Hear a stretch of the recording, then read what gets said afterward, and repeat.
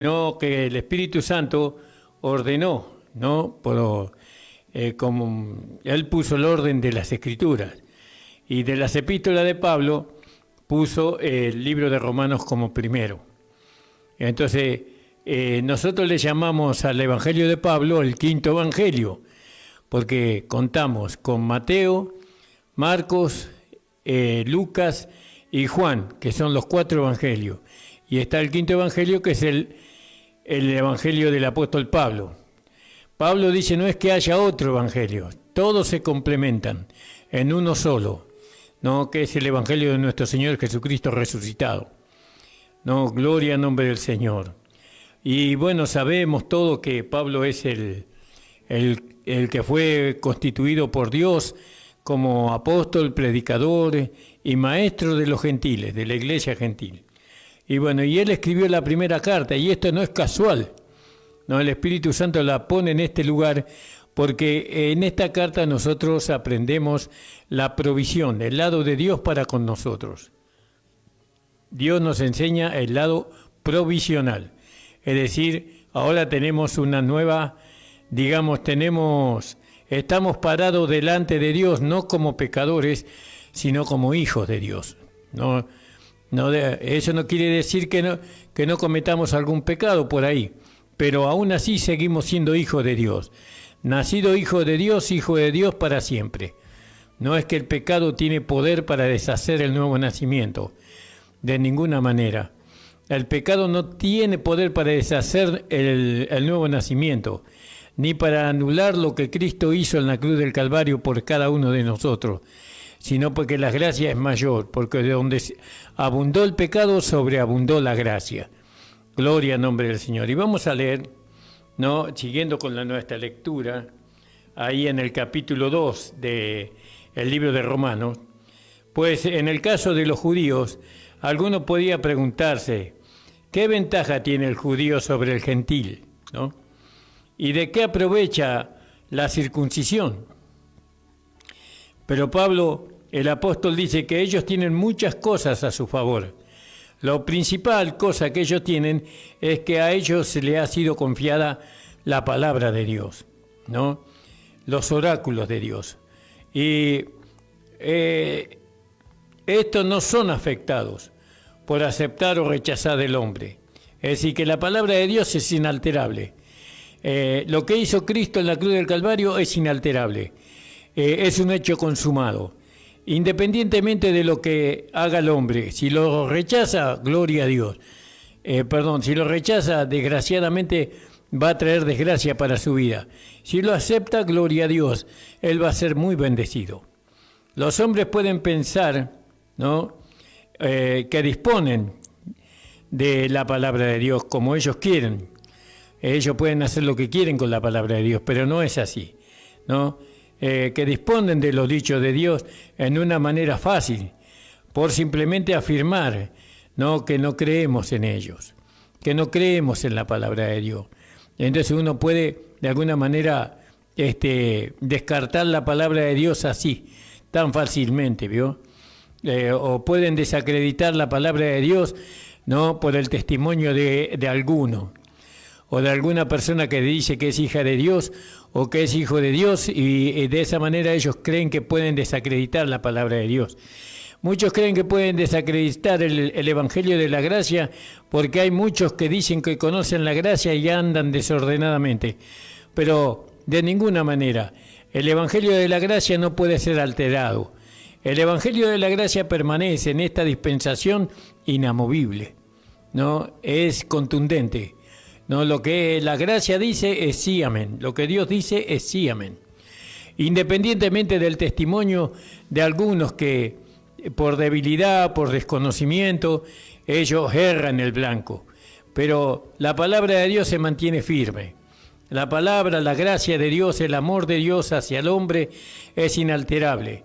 La posibilidad de alcanzar la salvación y la vida eterna es inalterable. Todos los hombres lo pueden alcanzar, ¿no? Eso, por más que algunos lo rechacen, por más que otros se burlen, igual la palabra de Dios permanece fiel hacia el pecador, ¿no? Le ofrece la salvación, le ofrece la vida eterna. Y esto es la más grande necedad que muchas personas piensan. Piensan que un hombre puede descalificar la palabra de Dios, ¿no? Que una persona puede de alguna manera arruinar el testimonio de Cristo, pero déjeme decirle que eso es imposible. El diablo trata, ¿no?, de ridiculizar el verdadero evangelio, pero el verdadero evangelio no se sostiene por el testimonio de ningún hombre, se sostiene por el sacrificio de Cristo. Cristo lo sostiene el evangelio por lo que él hizo, ¿no? Y él venció. Él venció la muerte, Él venció al diablo, Él venció el pecado, Él venció el mundo, y nuestra victoria es la que Cristo tiene. No es que nosotros tenemos una victoria por nosotros mismos, sino que nosotros tenemos una victoria por medio de lo que Cristo hizo. Y toda la gloria y toda la honra es para nuestro amado Señor. Es una necedad creer que el Evangelio de la Gracia está puesto la responsabilidad sobre aquellos que hablan la gracia, de ninguna manera. No, la gracia se sostiene por medio de lo que Cristo hizo en el madero, por medio del sacrificio que Cristo hizo, por medio de lo que Dios hizo a través de su Hijo. Ahí se sostiene la gracia y eso ya es consumado.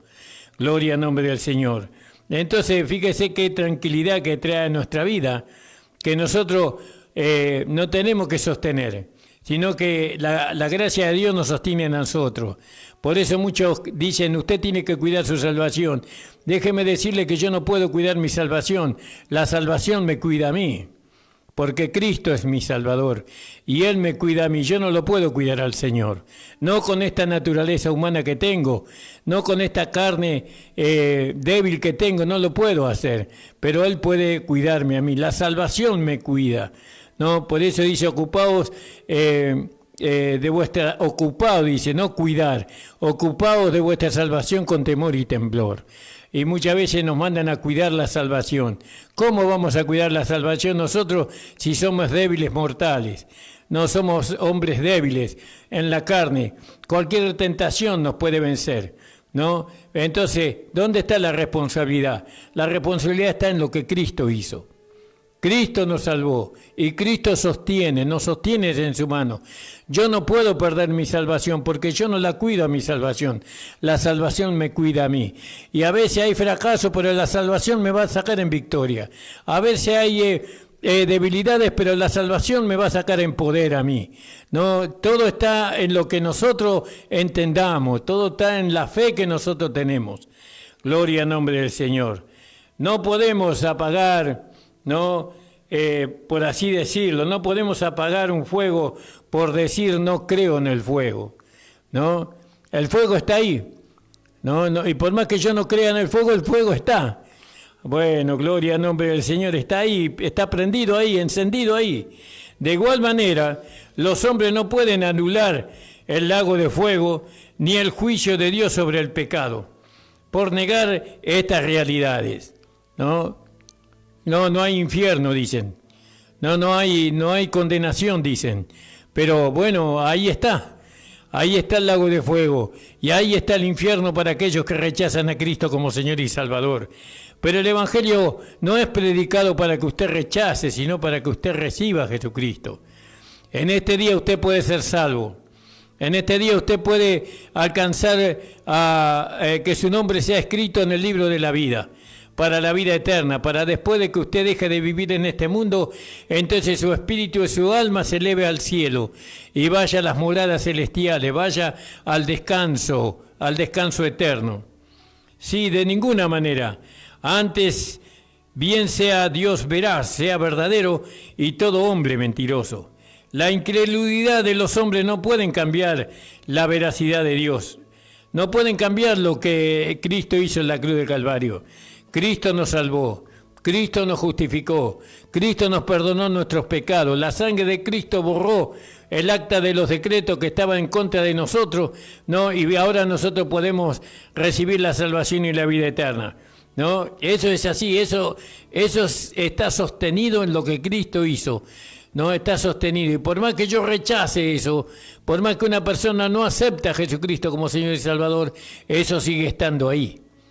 Y lo alcanzan solamente aquellos que lo reciben, aquellos que creen lo alcancen, y los que no creen, y la Biblia dice que ya son condenados por no haber creído en el Hijo de Dios. Pero el Evangelio no está predicado para que usted no crea, sino para que usted crea, porque esta palabra de fe que nosotros predicamos, esa palabra le va a producir fe en su corazón para que usted crea. Y usted, una vez que creyó, reciba a Jesucristo como Señor y Salvador. Entonces, la incredulidad de los hombres no pueden cambiar la verdad de Dios, ni el valor inapreciable de su palabra, no lo pueden cambiar. La palabra tiene un valor muy grande, la palabra de Dios. Y aunque nadie haga caso a la palabra, igual la palabra tiene su valor, tiene su poder, no pierde su eficacia, porque los hombres la rechacen, porque el religioso deseche la gracia, porque muchos hermanos o muchos que dicen ser hermanos rechazan la gracia, no por eso la gracia va a perder poder, no por eso la gracia va a dejar de ser lo que es. No, la gracia está sostenida en los méritos de Cristo. Está sostenida en la obra consumada de la cruz. Ahí está sostenida la gracia. Alabado sea el nombre del Señor. Entonces, pues si usted rechaza el Evangelio de la gracia, eso no afecta a Dios. Eso no perturba en nada a Dios. El perjudicado es usted. No, si la iglesia rechaza el Evangelio verdadero, si la iglesia rechaza el Evangelio de la gracia, la iglesia se perjudica. No, los cristianos, los que están en esas iglesias se perjudican. Ciertamente que no van a ir al infierno, no van a ir a la condenación eterna, pero en esta vida van a sufrir mucho por rechazar la gracia y después van a tener la pérdida de toda la herencia que Dios tenía preparado para ellos. Pero eso es un tema aparte, ya lo vamos a tocar esos temas, hermano. Entonces fíjese, hermanos, aún David decía en los días de su tristeza que su mismo pecado expondría la justicia de Dios. ¿Vio? Aún el pecado expone la justicia de Dios. Fíjese cómo es eso. Y bueno, porque ahora Dios puede manifestar su justicia, ¿no? Hacia el pecador. Puede manifestar su justicia, su amor, su misericordia hacia el pecador.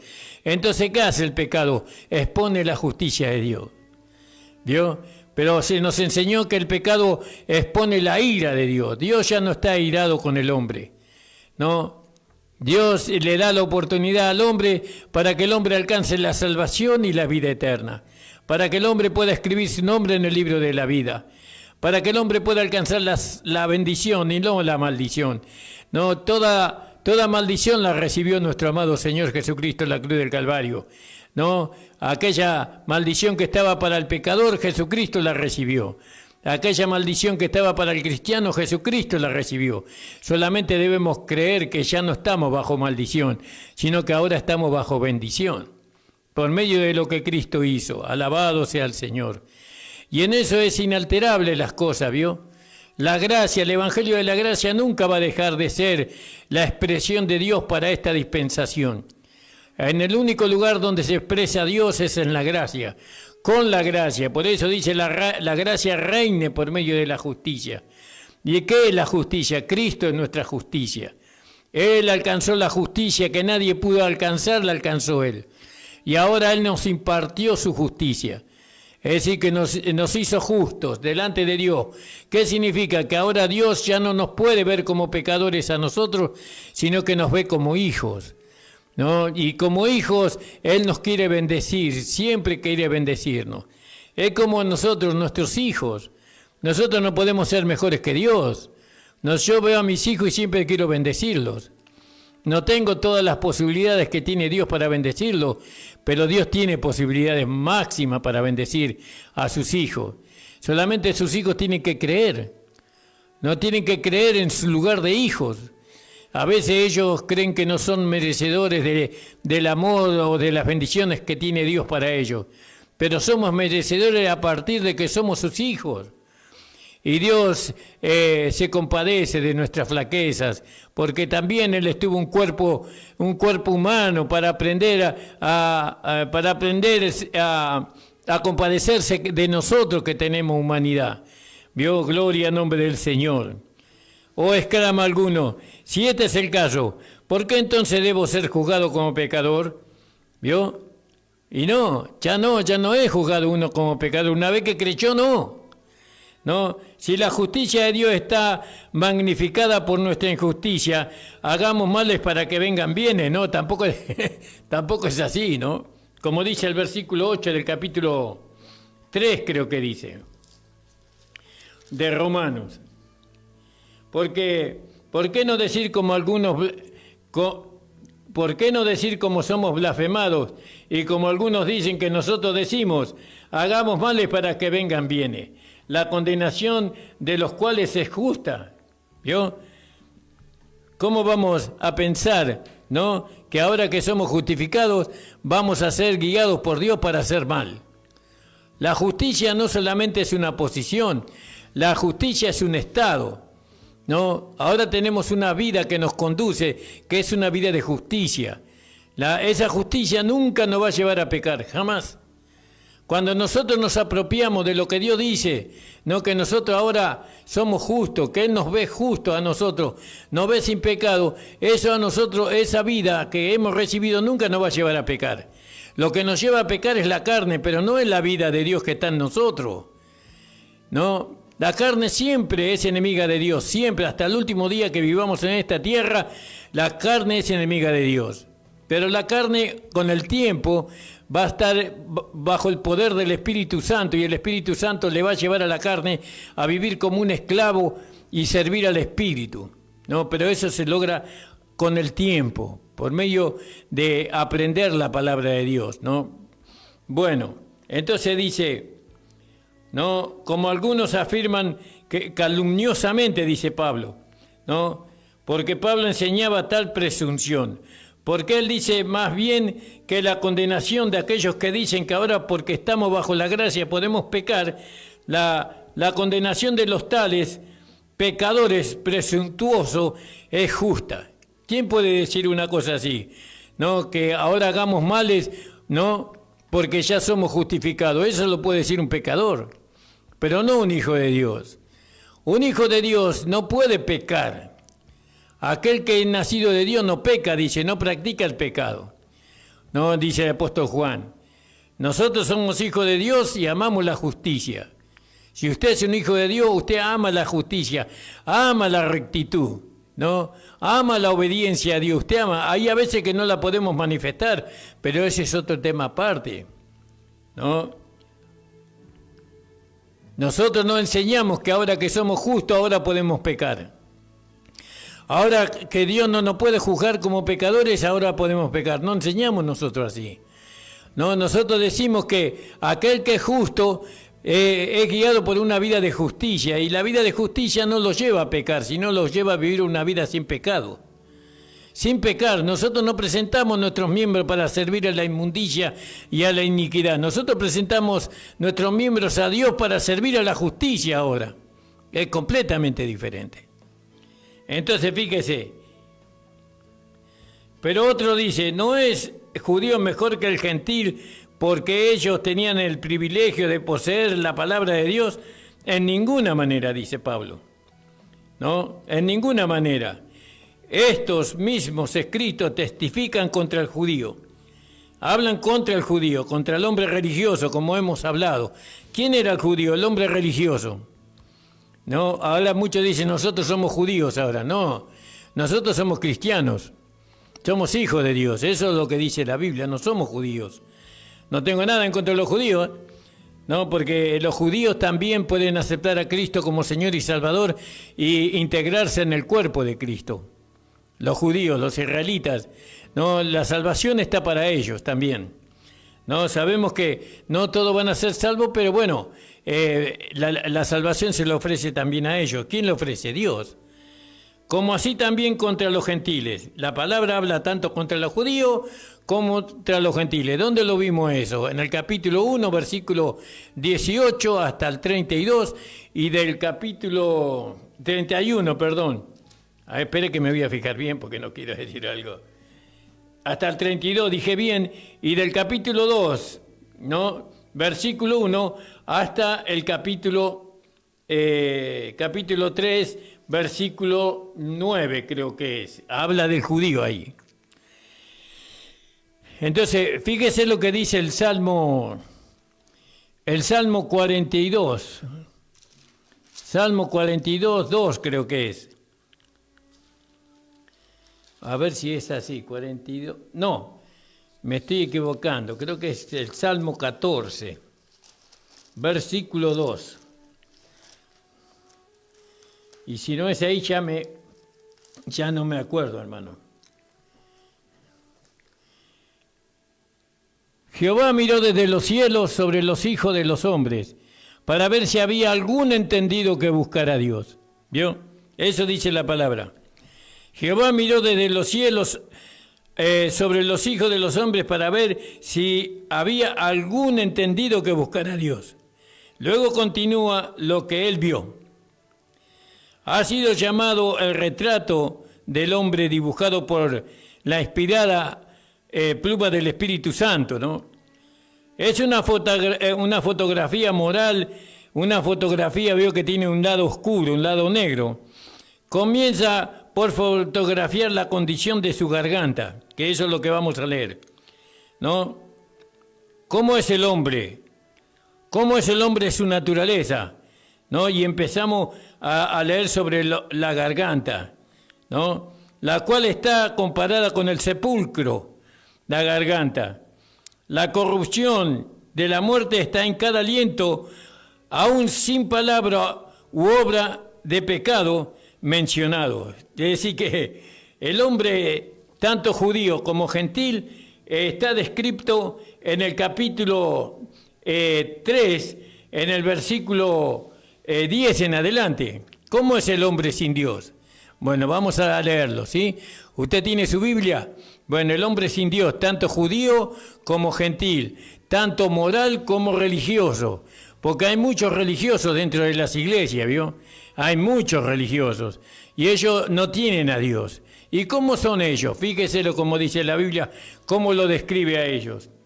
Dice, como está escrito, no hay justo ni aun uno. No hay quien entienda. Hablando de los hombres, del hombre moral y del hombre inmoral. A los dos están encerrados en la misma vez, en la misma declaración, porque lo vamos a leer. No hay quien busque a Dios. Todos se apartaron a una, fueron hechos inútiles. No hay quien haga lo bueno, no hay ni siquiera uno. Sepulcro es su garganta. Con su lengua tratan engañosamente, ¿vio? El hombre religioso es un hombre engañoso, ¿no? Pero no el cristiano, no el Hijo de Dios verdadero. El Hijo de Dios verdadero no usa su lengua para engañar, para mentir, no para sacar ventaja, no hace eso el Hijo de Dios. Veneno de áspide hay debajo de sus labios, es decir, maldición hay debajo de sus labios, cuya boca está llena de maledicencia y de amargura. Esa es la boca, la naturaleza del hombre religioso y del pecador. Tienen la misma naturaleza, ninguno de los dos es salvo. Sus pies son ligeros para derramar sangre. ¿Vio? Se apresuran a derramar sangre ellos. Quebranto y desventura hay en sus caminos.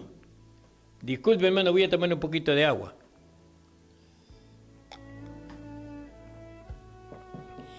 Fíjese lo que dice.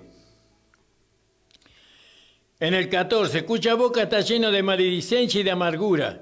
Sus pies son ligeros para derramar sangre.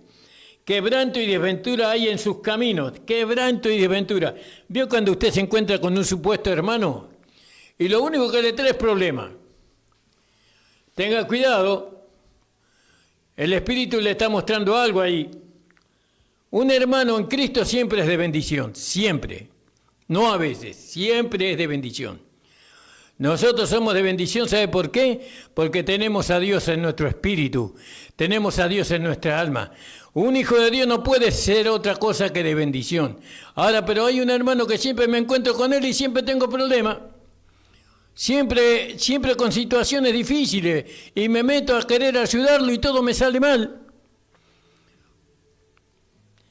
Cuya boca está llena de maledicencia y de amargura. Escúchelo hablar. Escuche lo que habla, lo que hay en su corazón. Sus pies son ligeros para derramar sangre. Quebrantamiento hay en su vida. en la vida de este que dice que es cristiano, de quebrantamiento, todo sufrimiento, todo le sale mal. Desventura hay en sus caminos. ¿Vio? No hay ninguna bendición en los caminos de estas personas. No, nunca le hablan de Dios, nunca le hablan de Jesucristo. Lo único que le están hablando de sus problemas y tratan de tocar su sensibilidad para sacarle lo que usted tiene. Son ventajeros. Camino de paz nos conocieron, ¿vio? Ellos están continuamente ahí tratando en su mente, en su corazón de maquinar maldades. Hay mucho de eso y van a las iglesias y se congregan en las iglesias. Pero ellos no son cristianos, ellos son inconversos. Son personas que se hacen llamar cristianos, pero no son cristianos. Y nosotros tenemos que identificarlo. ¿Para qué, pastor, lo tengo que identificar? Primeramente, para saber que no se puede contar con esa persona para edificar la iglesia local, a la iglesia a la cual yo pertenezco. No se puede edificar una iglesia local con personas así. Ellos tienen que recibir a Jesucristo como Señor y Salvador. Un cristiano, una cristiana siempre es de bendición. Siempre. No a veces, siempre. Aunque esté en lucha, aunque esté en prueba, aunque esté en agonía, esa persona tiene una palabra de vida en su boca. Nunca va a maldecir, hablar mal de nadie. Quebrantamiento y desventura hay en sus caminos. Y camino de paz no conocieron. No conocen, porque no conocen la paz. No conocen a Cristo. No, mi paz os dejo, mi paz os doy. Y yo no la doy como el mundo la da. Entonces, discernir esto es muy importante. ¿Por qué? Porque muchas veces creemos que con esta persona se puede formar un ministerio. Muchas veces se cree que con esta persona se puede formar la iglesia. Y es imposible. Es imposible, no se puede hacer nada con esta persona. Tenemos que dejarla a un costado, no despreciarla, no mandarlas al infierno, no odiarla. Tenemos que dejarla a un costado para que Dios haga la obra en ellos. Y si Dios no hace la obra es porque ellos no quieren que la hagan y se van a ir solitos sin que nadie los eche. Solos se van a ir. Nuestro compromiso con la fe nos lleva a amar a esas personas, pero no tenemos que ser falta de sabiduría o de conocimiento bíblico. Tenemos que saber cómo tratar a cada hermano, a cada persona que se cruza en nuestro camino. Y esa sabiduría nos da la palabra de Dios. No hay temor de Dios delante de ellos. ¿Vio? Ellos no tienen temor de Dios. Ellos no respetan al pastor, no respetan la palabra, no respetan la iglesia, no respetan la mesa del Señor, no respetan la comunión, no respetan nada ellos. Ellos hacen lo que ellos quieren. ¿Qué dice la palabra de Dios? ¿No? Al que respeto, respeto. Al que honra, honra. ¿No? Y así, ellos no aceptan nada de eso. ¿No? El hombre religioso que está dentro de la iglesia y el pecador menos. Aunque los dos tienen la misma naturaleza pecadora. Pero sabemos que todo lo que dice la ley, a los que están bajo la ley lo dice. ¿Y la ley para quién fue dada? Para el pecador. No, aunque se fue dada para el judío, como dice la Biblia, pero también fue dada para el pecador. ¿Por qué? Para que él se dé cuenta que es un pecador. ¿Cómo se va a dar cuenta el pecador que es un pecador si no hay una ley que se lo diga? Entonces, los que están bajo la ley son pecadores. ¿Por qué? Porque no pueden cumplir la ley. Bueno, y todo eso que ya vamos a llegar. Entonces dice, para que toda boca se tape y todo el mundo quede sujeto a Dios. Porque por las obras de la ley ninguna carne se justifica delante de Él, porque por la ley es el conocimiento del pecado. Gloria al nombre del Señor. Entonces veníamos diciendo que Pablo saca una fotografía, ¿no?, del hombre natural, del hombre pecador, del hombre religioso, y la pone acá, en el capítulo 3, versículo 9, ¿no? El capítulo 3, versículo 9, hasta el versículo leímos, hasta el versículo 19, leímos.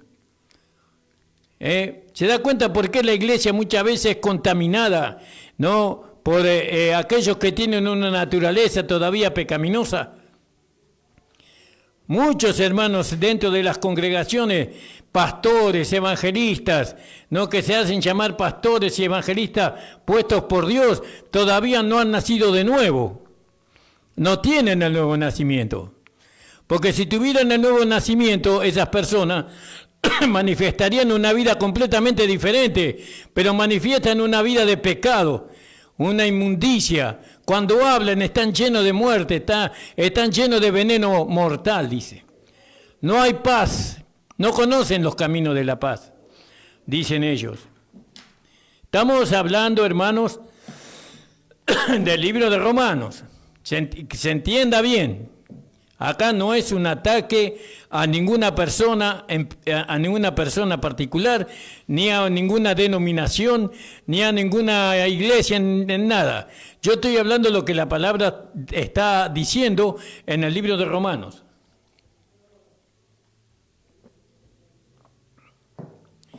Ahora dice la palabra del Señor: una lengua mentirosa y engañosa se encuentra en un apropiado medio ambiente, una boca llena de maledicencia y de amargura, con el veneno de aspi debajo de la lengua. Esto basta en cuanto a sus palabras. Ahora veremos las obras que ellos tienen. Dice: derramamiento de sangre, quebrantamiento, desventura hay en sus caminos. Sus pies se apresuran para derramar sangre, dice en el versículo 17.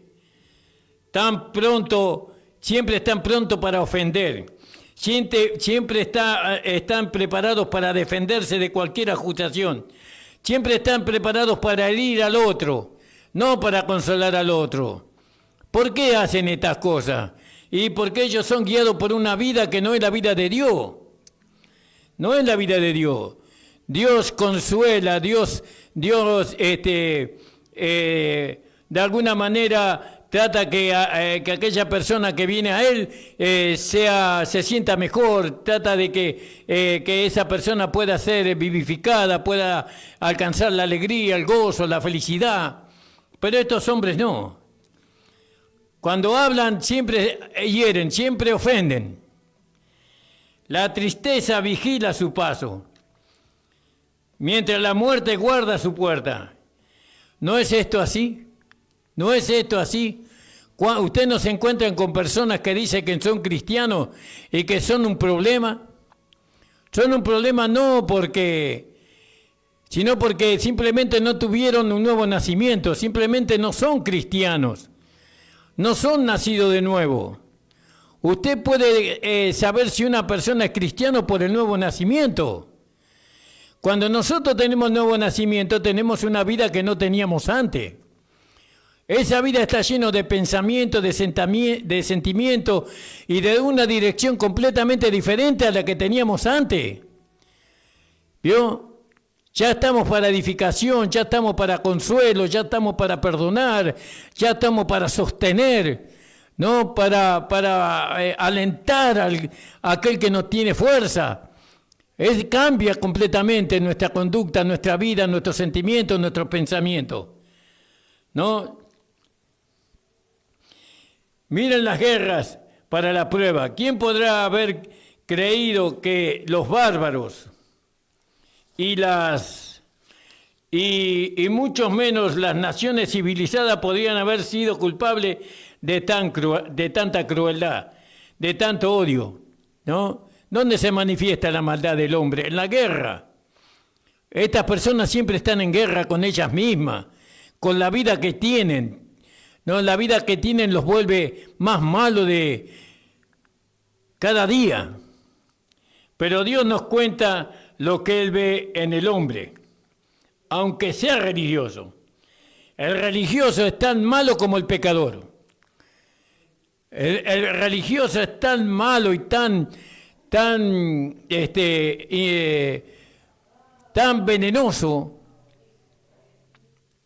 tan maldecidor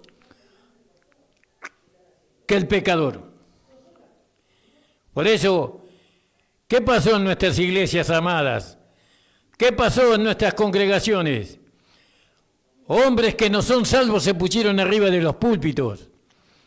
Hombres que no fueron llenos del Espíritu Santo se fueron arriba de los púlpitos. Hoy son maestros muchas personas que no tienen el nuevo nacimiento, que tienen una inteligencia humana y que conocen las Escrituras, pero que no tienen la realidad de las Escrituras en ellos. Los judíos aplicaron esta porción de los salmos a los gentiles, pero el apóstol insiste que lo que está escrito en la ley se aplica a los que están bajo la ley. Primeramente, él ha silenciado al hombre pecador, al hombre inmoral, el apóstol Pablo. Él no era religioso, él es un hombre pecador, no es religioso. Como también ha silenciado al hombre moral, al hombre religioso, no puede ir en contra de lo que Pablo dice, porque el evangelio de Pablo lo descubre, ¿no? Lo muestra como él es, ¿no? Y ahora él incluye al judío en la condenación mayor, dice, al religioso. No hay justo ni aun uno, dice, es el veredicto de lo que Pablo dice. No hay justo ni aun uno, ni uno hay que tema a Dios. Por lo tanto, el mundo entero es culpable delante de Dios. Estamos en el capítulo 3 del libro de Romanos, no se olviden. No estamos hablando de la dispensación, sino de lo que está escrito. El cuadro es muy oscuro como la medianoche, para que toda boca se tape, sin excusa ni alegato. Toda la humanidad ha sido encerrado por el juicio de Dios, aguardando la sentencia de condenación. Es verdaderamente un cuadro oscuro y funesto. No hay ni la más mínima esperanza de cambio del veredicto de Dios hacia el hombre, hacia el pecador y hacia el hombre religioso. Dios lo pone bajo condenación, al uno y al otro. Esto es justamente el terreno del Evangelio, en que el Evangelio de la gracia demanda. La gracia demanda. Sirve como un fondo perfecto y realiza la gloria del maravilloso mensaje de Pablo, lo cual necesita tal escena para exhibir su hermosura y su gracia. ¿Vio? ¿Dónde se ve la gracia? Donde abunda el pecado. ¿Dónde se ve la gracia? Donde se abunda el pecado, ahí se ve la gracia. ¿Por qué? Porque ahí sobreabunda la gracia, sobreabunda el amor de Dios. Donde está el pecado, ahí sobreabunda la gracia.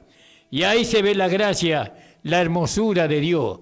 ¿O usted cree que nosotros nacimos sin pecado? El único que nació sin pecado fue nuestro Señor Jesucristo. Después todos nosotros nacimos en pecado. Éramos pecadores por el nuevo nacimiento, por el primer nacimiento que teníamos en Adán, pero dejamos de ser pecadores por el nuevo nacimiento. Fíjese, hermanos amados, alabado sea el Señor. Esta prédica no busca, digamos, ofenderlo, no busca lastimarlo, no busca endurecer su corazón. Esta prédica lo que busca es que usted tenga un conocimiento exacto, ¿no? Un conocimiento exacto de lo que Dios piensa. Estamos hablando la palabra de Dios. Esto dice Dios, ¿no? No estamos hablando para ofender o para herir gratuitamente, ¿no? Sirve como un fondo perfecto y realiza la gloriosa, maravillosa del mensaje de Pablo, lo cual necesita tal escena para exhibir la hermosura y su gracia. Era para este mismo propósito a desplegar su gracia, que Dios ha exhibido al hombre, despojándole absolutamente de todo mérito. No hay mérito en el hombre para ser salvo. No comparado uno con otro, ni que uno sea mejor que otro o peor que otro. Todos están al mismo nivel delante de Dios, antes de que Cristo muriera. De una sola medida, culpables ante Dios. Todos éramos culpables. Tanto pecadores como religiosos son culpables. Estamos todos encerrados para el juicio, sin ninguna diferencia. Todos éramos pecadores, perdidos, sin mérito alguno. Si fuéramos merecedores en la medida más mínima de su gracia, estaría mezclada con obras. Dios encontró una manera de salvar a aquellos sin mérito, sin obras. Él halló un camino que permite el completo resplandor de su favor descansar sobre el pecador. Él encontró la manera por la cual no hubiera nada en ellos que pudiera impedir su gracia. Él encontró el camino para salvarles, a pesar de todo pecado, a pesar de la enemistad contra sí mismo. Dios encontró un camino, hermano. Por eso Jesús dijo, yo soy el camino. Yo soy el camino, la verdad y la vida, y nadie va al Padre si no es por mí. Nadie puede ser salvo sin Jesucristo. No es por obras, es por creer en Jesucristo. Nuestra salvación es por fe, no por obras, para que nadie se gloríe. Alabado sea el nombre del Señor. Ya se está terminando el tiempo, hermanos. Son 11:51. No sé hasta qué hora tengo, hermano amado. 5 minutos tengo. Gloria al nombre del Señor. Más que este cuadro, porque hemos presentado un cuadro oscuro de la condición del hombre, para probar la necesidad de la intervención de Dios en favor del hombre, no para condenarlo. Él no era solamente inicuo e impío, sino también inútil. La santa ley de Dios le manifestó no solamente como un criminal en sentencia de muerte, sino como incapaz de sí mismo de desenredarse de su terrible condición. El punto que queremos enfatizar es que fue esta misma ley, la ley de Dios, la cual los hombres toman hoy día como regla de vida, que trajo al hombre a este lugar de condenación, de pecaminosidad, de debilidad. La misma ley que ellos quieren cumplir. Los mismos mandamientos que ellos quieren cumplir, esos mismos mandamientos los condena. Por lo cual podemos comprender la lógica de la primera conclusión que Pablo presenta acá, después de todos los argumentos antes mencionados, que por las obras de la ley ningún ser humano será salvo, será justificado delante de Dios, en el versículo 20. Usted no va a poder ser salvo por cumplir los mandamientos de Dios.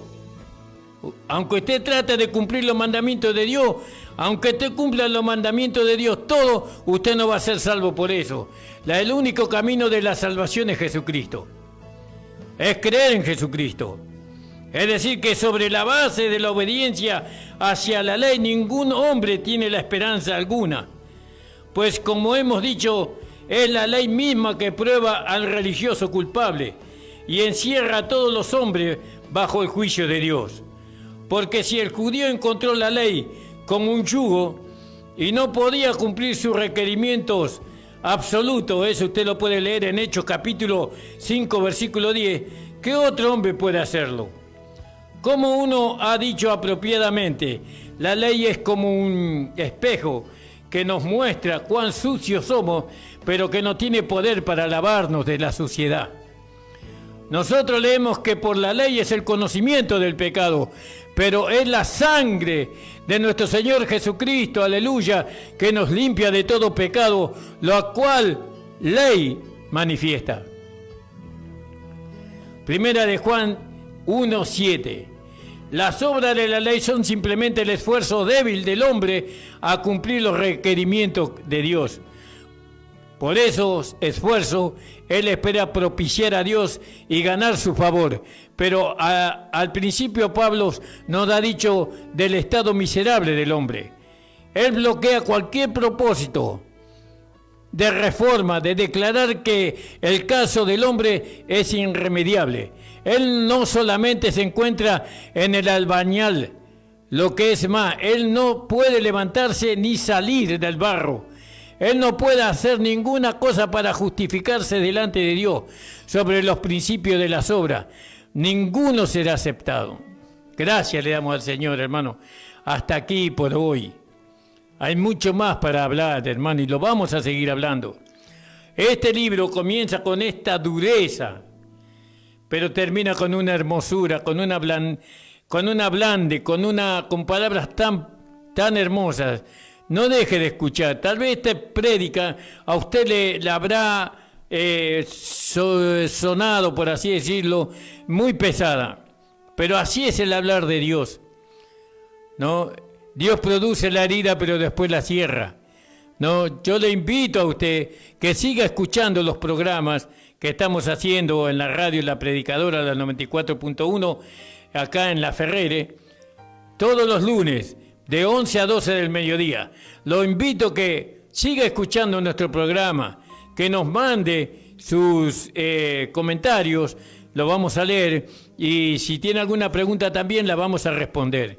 El otro día me comentó un hermano algo, pero que me borró el mensaje, el hermano Antonio creo que se llamaba. No, me comentó algo y no se lo puedo responder hoy porque se me borró el mensaje. Si me pudiera hacer de nuevo la pregunta, la voy a contestar. Un gran abrazo para todos, hermano. Oren por nosotros. Nosotros queremos bendecirlos nada más. Nosotros usamos la palabra solamente para redarguir en sus conciencias, no para que usted pueda realmente alcanzar todos los beneficios del Evangelio, porque el Evangelio es lo más precioso y lo más maravilloso que Dios nos ha dado a través de su Hijo Jesucristo para que nosotros seamos felices. Padre, te doy gracias por tu Hijo amado, gracias por tu palabra. Bendice, Señor, a los hermanos que van a hacer su programa ahora, Señor.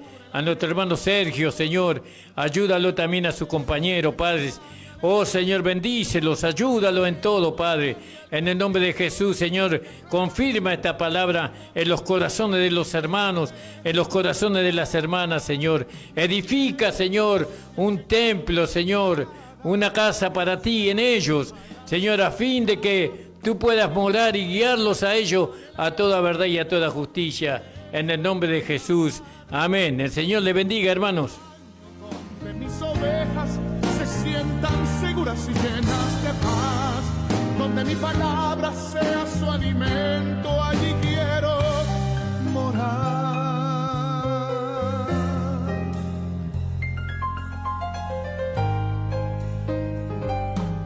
Yo quiero una iglesia que con su alabanza perfume mi trono, me dé ese lugar. Una iglesia que sepa hacer diferencia entre el bien y el mal.